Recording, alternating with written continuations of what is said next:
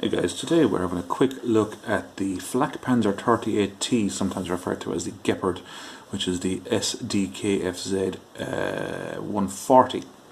This particular vehicle is an anti-aircraft vehicle based on the Panzer 38T chassis, which would have been a Czech design captured by the Germans in the early stages of the war. There was about 140, I think it was 141, my sources tell me, of these things built. When I say built, I mean converted onto the chassis of the 38T down here. This superstructure up here would have been added, of course, obviously, once the turret was taken away and so on. Apparently there was about 12 in a platoon of these things, and most of them served on the Western Front, approximately 80 to 85 of them. Downsides of this particular vehicle were they had weak armour, kind of poor firepower with a 2cm Flak 38 anti-aircraft gun. And the panels at the side here had to be dropped down to actually fully engage the gun, particularly at if you needed to depress that barrel for ground targets. So that was a little bit of a disadvantage. The vehicle had a crew of 4, so driver, loader, gunner, radio operator, I presume, and off you go. And this particular vehicle is representative of a unit that fought with the Leibstandarte SS Adolf Hitler in the Ardennes in Belgium in 1944. And the reason I have it is this is a diecast vehicle or model from the Combat Tanks collection. As I said before in some other videos about products from that range, I don't have an awful lot of them. I have a few here and there, and I usually pick them up if it's one vehicle or so that I need in some cases.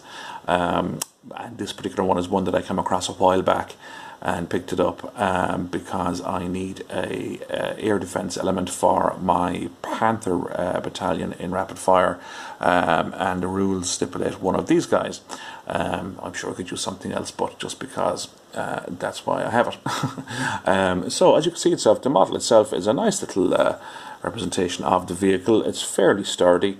You can see the detail inside there. It's been sort of painted over here. I mean, this should be black here, or at least metalwork, so I'm looking at the possibility of repainting this to match in with my Panthers. You may have seen some of the videos I've done on the Panthers. I did the Airfix one, and I did Armour Fast. I think I did the Combat Tanks Collection diecast version, and I also did the Plastic Soldier Company. So any of those kind of kit form ones, that's the colour scheme I'm matching in with.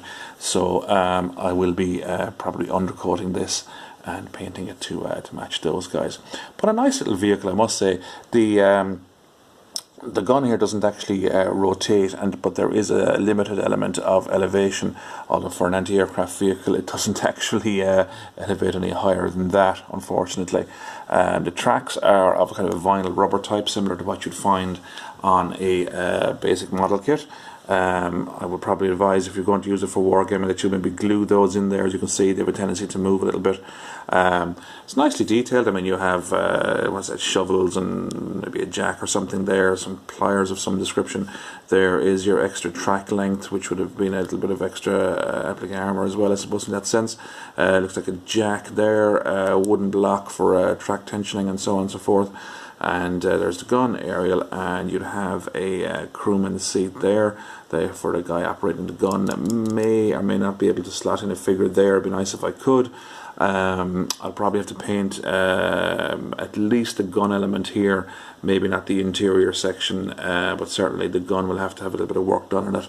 But these are the magazines, spare magazines, and then this is the magazine that's actually fed into the breech of the gun there. So the gun is firing, obviously it's this magazine it's feeding from, and subsequent magazines will be fed in here. You have a gun shield here again, of course, and there's your gun barrel, etc. So yeah, so it's going to be interesting trying to paint this, because I'm going to try to get in and along here, get all these little white bits done. That shouldn't be too bad. I'll probably just undercoat it and just go over it with those colours I've been using for the Panther battalion I'm doing. I'm going to have to probably paint over all these markings as well, unfortunately, but that'll have to be done. I can always use some aftermarket or some spare stuff from the old spares box, so we'll see how it goes. Normally these guys, of course, are on kind of a little plinth, which I've done away with long ago, and come in a little plastic case. They're nice for display purposes, or for wargaming, as I'm going to be using it. And they will be mounted in by these screws to the that particular base. They'll be here and here, these location holes for those, so you can just unscrew those. I'm wondering whether I should take this apart to actually spray it, but with a bit of an undercoat, but I'll be brushing the main body of the paintwork, but we'll see. I probably won't. I'll probably actually leave it as it is, because there's a lot of small pieces, and I don't know whether this is glued in as well, so it might be a bit of a fool's errand actually taking that apart, but we'll see. So that's it. I think it's a lovely little vehicle. It's a really nice snow camo pattern as well. I like the way that the edges are exposed and all that. I think it looks pretty cool. So from that perspective, you know, in one sense it's a shame to paint over, but I don't need anything in snow camouflage, and I do need the vehicle, so by default it's going to be painted. So that's the story. So we'll see how that works out, and we'll get back to you on that in the next moment or two. So take care. Okay, so we're back with the completed repainted model. As you can see there, it looks slightly different to the way it did you saw it last. So basically it's been painted up with Humbrol enamels 63, 75 and I think it's 116 or something like that, or 113, basically just to match in with an existing unit of Panthers that I already have, because from a rapid fire perspective they use a Flakpanzer 38T as air defense unit. So that's basically how it turned out. A little bit of weathering and off you go. Very rough, very straightforward. That's kind of the way I do it, because from a wargamer's perspective I don't tend to go into massive detail. It's just never been my thing. I do models for the shelf, alright, which would be a little bit more detailed, but I haven't done that in quite a while because kind of running out of shelf space, to be perfectly honest. So the war games kind of has taken over that scenario. I will be putting in 2 crew members. There is a seat here. They're just literally drying at the moment, and need to be shaded and stuff, but they will fit in, although I am debating about one particular guy, so I may chop and change that a little bit in the future. We'll see. But that's basically it. It's matching in with this particular colour scheme here for this. That's a Plastic Soldier Company Panther, I think it is, yeah. So basically I will have 12 or 13 Panthers, and I'll have this guy here, and Berg Panther as well. Review on the Berg Panther coming up in the next couple of weeks, I'd imagine. And that'll be sort of my battalion ready to rock and roll then from that perspective onwards. As regards the model before you there, repainting, the painting itself was simple enough. I did glue down the tracks as I suggested in the earlier part of the video, and basically just went from with the enamels. Picked out a little bit of detail here and there, but not much. I mean, as I say, it's wargaming, so I don't tend to kind of get carried away.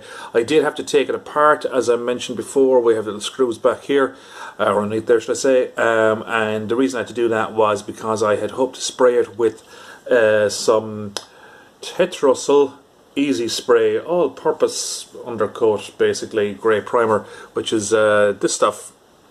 All right, you see it there. Because someone on the internet recommended it for me, said it was excellent, great stuff, use it all the time. Maybe it's good for plastics, I don't know. It was a disaster. It actually stripped off the paint from the model, as you saw it in the earlier part of the video. Left massive gunky residue, was just a absolute nightmare. So I had to take apart the model as best I could. So the gun, I had to prise that out of it. The top section here was had to be unscrewed. That was easy enough. Tracks came off, etc., etc. It actually broke the aerial. I don't know what happened. Just melted something in the base of the aerial, so the aerial was gone. I decided to leave it off anyway because they have a tendency to get broken when they're wargaming anyway, I find. So that was okay. But basically a bit of a nightmare. I had to clean it off. I used enamel thinners, various components to get it all off anyway. To get in there with a toothpick and all sorts of things to try and get some of the residue. It was an absolute disaster. I thought it was a write-off, to be honest with you. I was just actually going to scrap it and get something else, but I persevered, and well, there we go. We have it kind of done in front of us there at the minute, so happy enough. But yeah, so don't use that undercoat. Is what what I'm saying. I normally, if I'm undercoating at all, will use Humbrol enamel number 1. But it's just that someone recommended that stuff, and I said I'd give it a go, and never again. That is going in the bin once this video is made. So that's that. So basically, I was happy enough with how the model turned out. They are from the Deagostini range, Combat Tanks collection, but also can be found under the names of Altea and Atlas and Blitz 72 and a few others. So you won't have any trouble finding that particular kit, or model, should I say, in its kind of original form, as you saw in the first half of the video. And as you can see there with the enamels, you can paint it up. Of course, you can do a better job than I did, absolutely. As I say, it's literally just for wargaming, so I have a tendency not to be overly concerned with detail and stuff like that. Plus, I kind of with my videos like to show that, look, you can see stuff on YouTube that is just magnificent, and if you're sitting there at home kind of going, oh, I'd love to get into that kind of thing, but I'm not good enough. Well, you know, there you go, I'm not good enough either. But look, at the end of the day, I have my models I haven't painted. There you go. How bad? So that's it. I'm happy enough with it. So yeah, I'm kind of delighted that that unit is coming together, and that my Panthers have a little bit of air defence going on there, other than the old MG34 in the turret. And that's it. Happy enough. So I'll leave you with that, guys. That's the Deagostini, or sometimes known as I say, Altea and Atlas and Blitz 72 and so on. Flakpanzer 38T, based on the Czech chassis. So a couple of other videos coming up pretty soon, so if you'd like and subscribe, that'd be great, guys. We get back to some kits and maybe even some aircraft and some restoration and a few other figures and stuff in coming videos. So we shall talk to you then. All the best for now.